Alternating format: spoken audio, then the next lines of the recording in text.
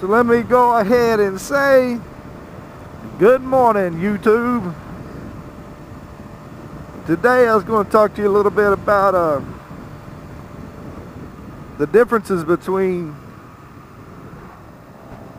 the sports bikes and the cruisers.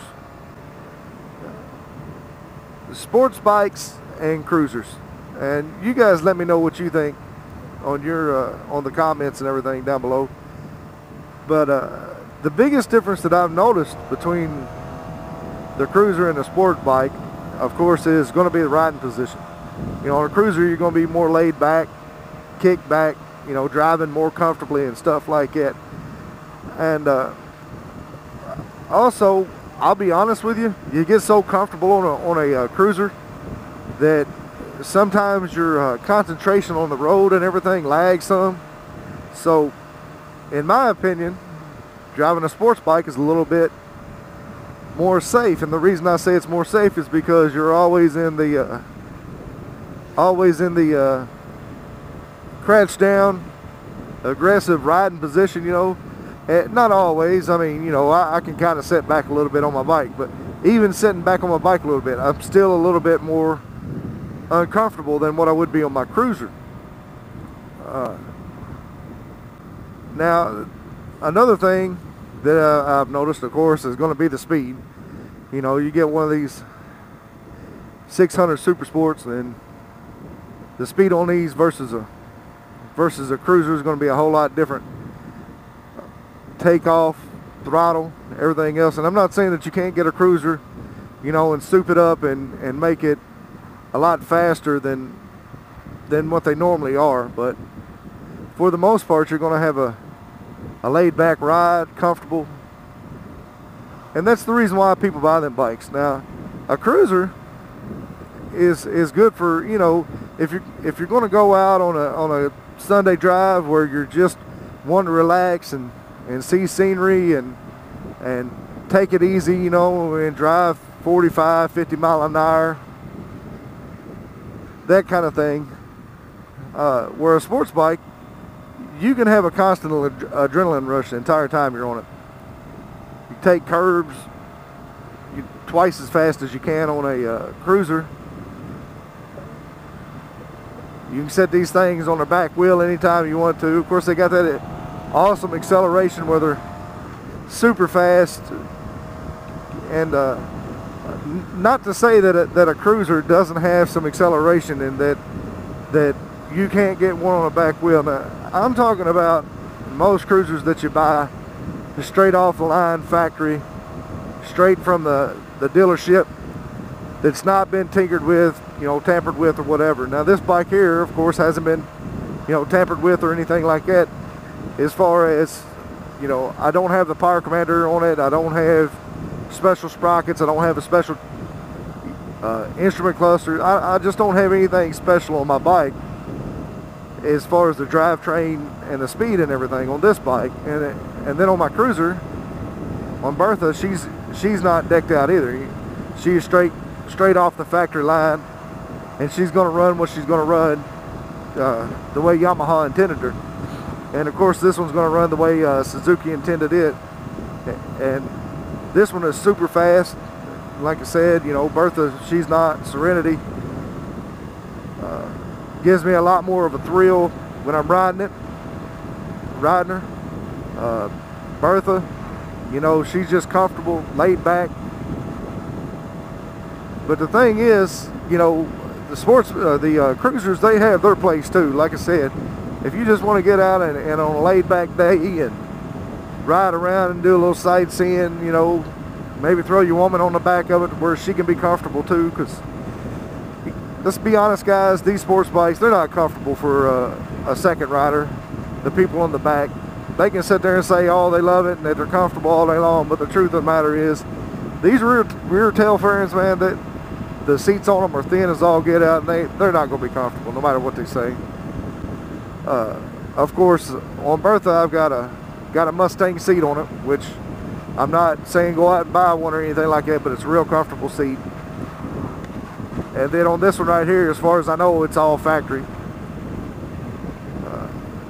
But And if you ask me which one I like better than the other one, I can't say one way or the other, because the uses of these bikes, one versus the other, is totally different. It's kind of like if you went out and bought a supermoto, you know, you're going to go out and you're going to do some dirt riding, you're going to do some trail riding and stuff like that on that. So you really can't compare a super sport versus a supermoto.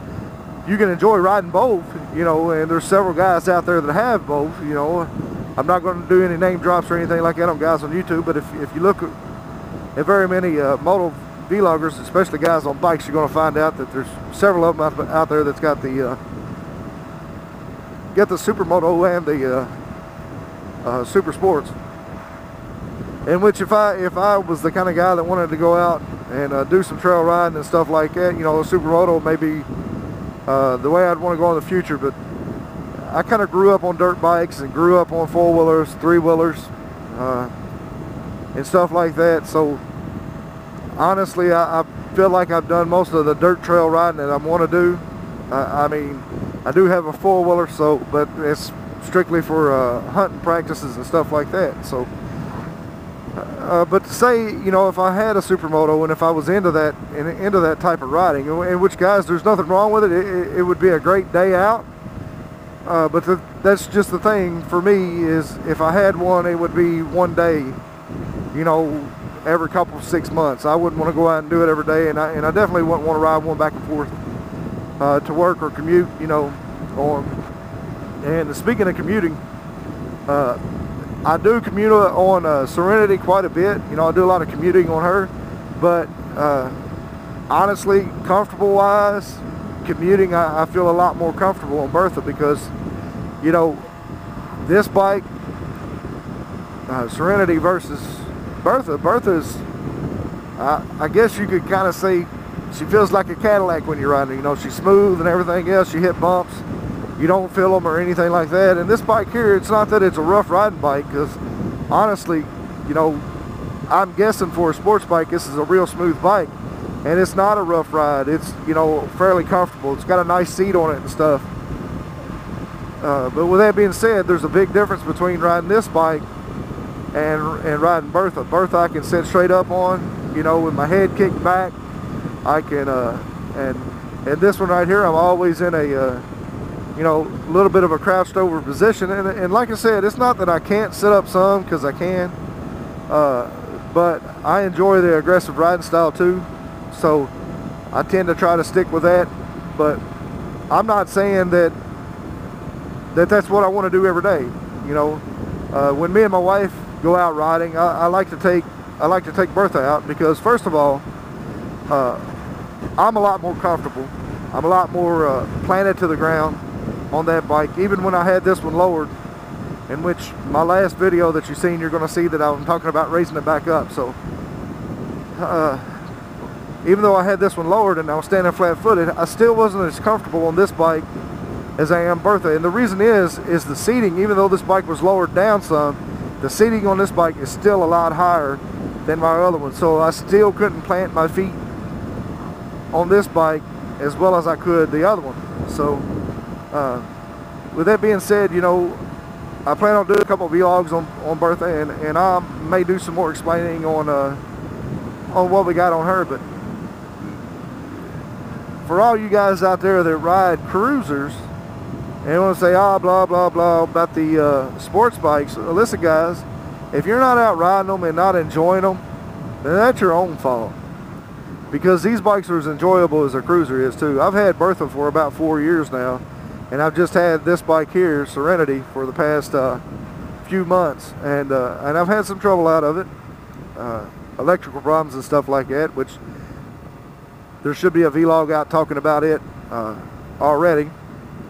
So I have had some electrical trouble out of it, but I don't blame the bike. I don't blame my riding or anything like that. I just, you know, it was a manufacturer, you know, default, and it is what it is. You can have that on any motorcycle you got. Let's talk a little bit about a Harley. Harley Davidsons are nice bikes, and they do have a lot of American-made parts on it. So, you know, if you want to support, you know, American-made products, that's cool. I'm glad you guys like them bikes. Me, I don't necessarily like a Harley Davidson for the simple fact of how loud they are. And guys, and if that's what you're into, then that's great. You know, go for it. More power to you, because hey man, it's all about riding. It's all about enjoying what you got. And I enjoy this bike. I enjoy Bertha. They're both great.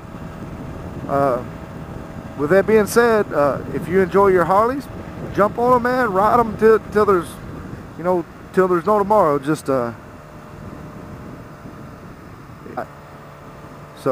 with that being said, hey guys, if you got any questions or comments about the differences between the two bikes that, you know, that I'm sure I didn't cover, you know, and I probably will again in another vlog, go ahead and shoot me a comment down there.